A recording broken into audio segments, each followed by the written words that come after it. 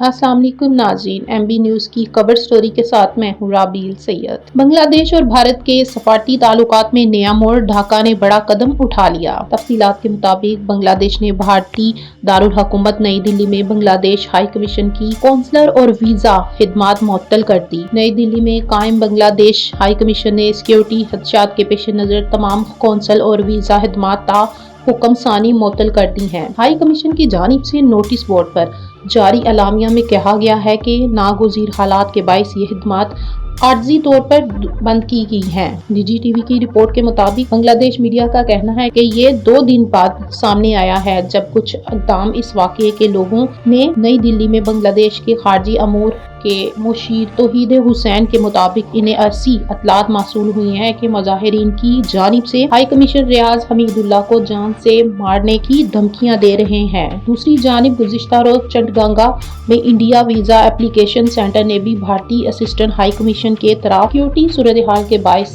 सरगर्मियां भी मुअत्तल करती हैं। गुज़िश्ता हफ्ता ढाका, खेलना और चटगांगा में भी एहतजाज के दौरान वीजा मरकज जुज़वी तौर पर बंद थे। हालिया कशीदगी के तनाज़े में दोनों मुमालिक हाई कमिश्नर्स को भी तलब कर लिया गया है। वीजा और हाई कमीशन की कुछ सफारतखाने जो बंद रहेंगे।